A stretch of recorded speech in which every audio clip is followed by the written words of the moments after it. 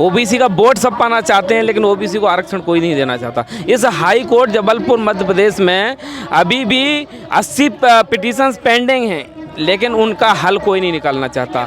हमें भी आप पर भरोसा नहीं है कि जो भी सवर्ण जज हैं, जो फॉरवर्ड क्लास के जज हैं, वो रिजर्वेशन के मामले को सुनेंगे और वो हमारे पक्ष में फैसला दें। हमें उम्मीद नहीं है, बिल्कुल भी नहीं है। बहुजन के साथ राजनीति कर सकते हैं तो बहुजन राजनीति नहीं कर सकता है। बहुजन के साथ तो राजनीति ही हुई है आज तक, अब वो राजनीति करने के मोड़ में आ गए हैं।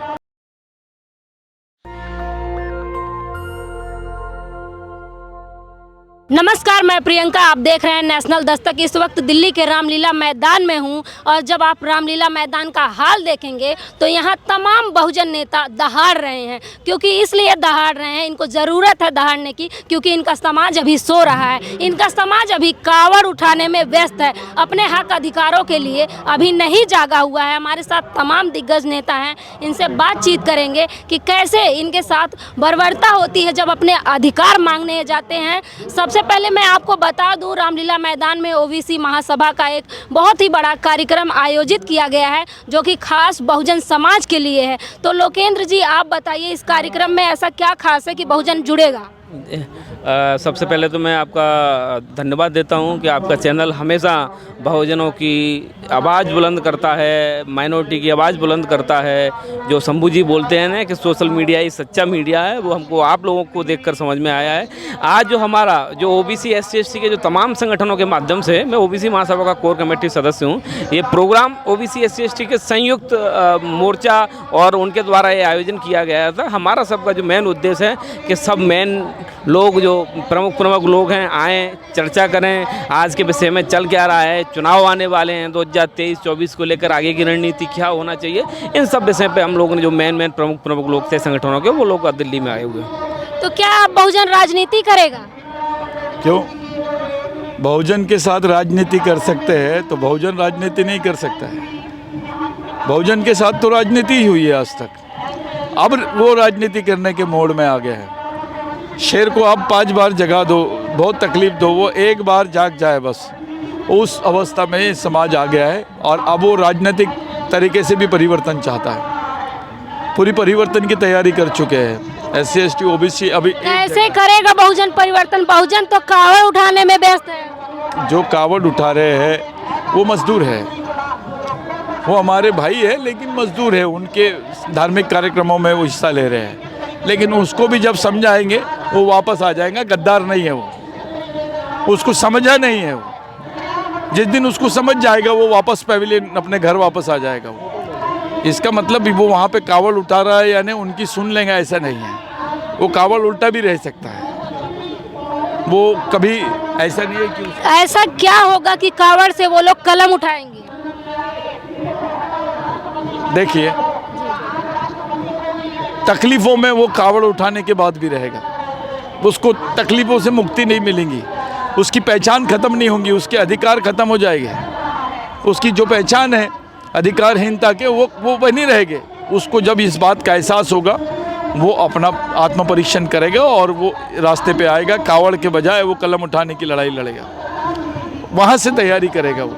लोकेंद्र जी, ऐसा क्या हुआ जैसे आपने ओबीसी आरक्षण की मांग की, सरकार आपके ऊपर जुर्माना ठोक दी? देखिए क्या होता है कि आज तक बहुजन समाज को, ओबीसी को और SC ST को हमेशा से उन्होंने दबाते आए हैं। वो लोग आगे निकल के आने लगे हैं तो उनको पछते नहीं है। मध्य प्रदेश में आज 5 साल से ओबीसी का मुद्दा जिंदा है। ओबीसी का वोट सब पाना चाहते हैं, लेकिन ओबीसी को आरक्षण कोई नहीं देना चाहता। इस हाई कोर्ट जबलपुर मध्य प्रदेश में अभी भी 80 पिटीशंस पेंडिंग हैं, लेकिन उनका हल कोई नहीं निकालना चाहता। उसको लेकर जब हाई कोर्ट हम गए कि अलग से एक न्यूट्रल बेंच बनाई है, जिसमें जो दिन प्रतिदिन सुनवाई करे और फटाफट फाइनल करे कि रिजर्वेशन देना है तो बताइए, नहीं देना है तो हमको कैसे आपके छाती पे चढ़ के हमको लेना है, वो हमें भी आता है। लेकिन आप कहिए तो कि नहीं देना है, आप बोलते भी नहीं है कि नहीं देना और दे भी नहीं रहे हो। 5 साल तक आप लटकाए हुए हो। जो पहले 14% था वो भी नहीं मिल पा रहा, क्योंकि भर्ती नहीं निकल पा रही 27% के। आप 27 पे निकालते हो, उसमें लोग कोर्ट में चले जाते हैं, वो फिर स्टे हो जाता है 5 साल से। वही तारीख पे तारीख।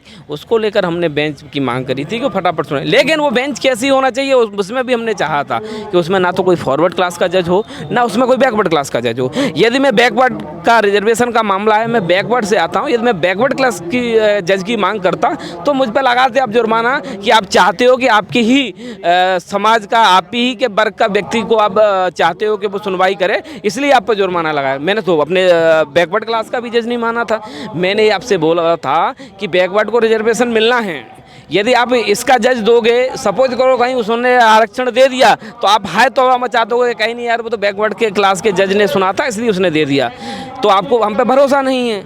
लेकिन हमें भी आप पर भरोसा नहीं है कि जो भी सवर्ण जज हैं, जो फॉरवर्ड क्लास के जज हैं, वो रिजर्वेशन के मामले को सुनेंगे और वो हमारे पक्ष में फैसला दें। हमें उम्मीद नहीं है, बिल्कुल भी नहीं है। यदि वो हमें देने होते तो आज 5 साल से पिटीशंस इसमें नहीं चल रही थी। मैंने मांगा था कि ना तो फॉरवर्ड से चाहिए ना बैकवर्ड से चाहिए, मुझे मेरे SC ST और माइनॉरिटी के भाइयों पर भरोसा है।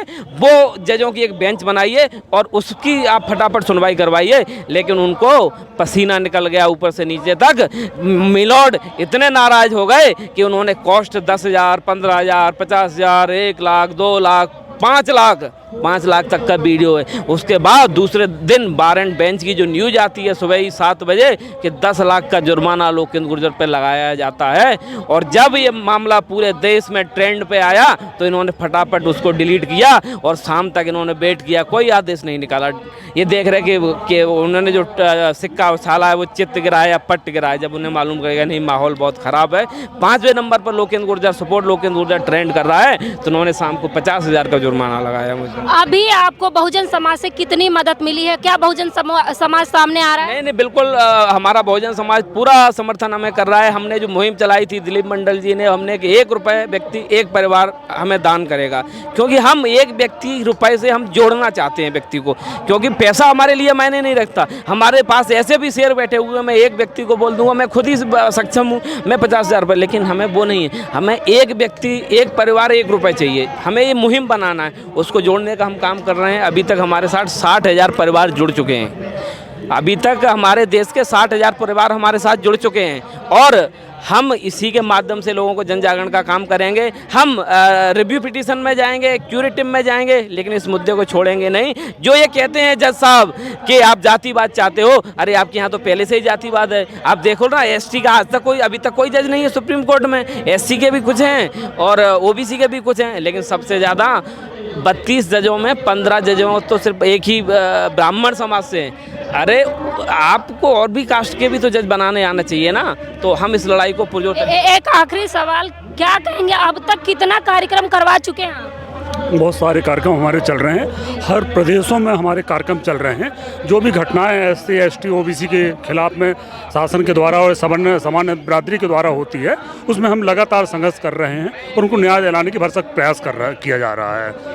अभी परसों हमारे सिवनी जिले में कैंडल मार्च निकाला गया इसी बात को लेकर के, इसी मुहिम को लेकर के। रात में कैंडल मार्च निकाला हम लोगों ने सबने मिल करके कि उसको न्याय मिलना चाहिए। जिसके साथ में ये दरिंदगी हुई है, ये घृणित अपराध, हम इसकी घोर निंदा करते हैं और भरसक प्रयास करते हैं कि उनको न्याय मिले। कितना सफल रहा ये कार्यक्रम? जिस प्रकार से OBC लगातार कार्यक्रम कर रहा है, कितना सफल रहा? ये तो सफल होगा जी। अब गांव-गांव से जो यहाँ से संदेश लेके लोग जा रहे हैं, गांव-गांव में ये आंदोलन की नींव रखी जाएगी और इसे जगाया जाएगा, क्योंकि बहुत अत्याचार सहन कर लिया OBC ने। आदिवासी OBC के ऊपर, दलितों के ऊपर इतना बड़ा अत्याचार हो रहा है। हमारे मध्य प्रदेश में अभी पेशाब कर दी गई आदिवासियों के ऊपर, बच्चियों के साथ कितना बड़ा अन्याय किया जा रहा है। ये सहन शक्ति के बाहर हो गया ये आंदोलन, इसलिए इस आंदोलन की राह पकड़ना पड़ा है।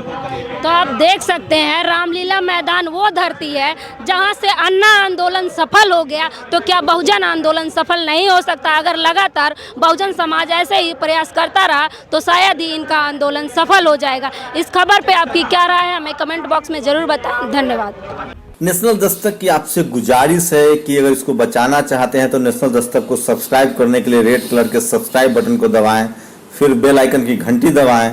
नेशनल दस्तक को बचाने के लिए बहुत जरूरी है कि हर खबर को शेयर करें, लाइक करें, कमेंट जरूर करें।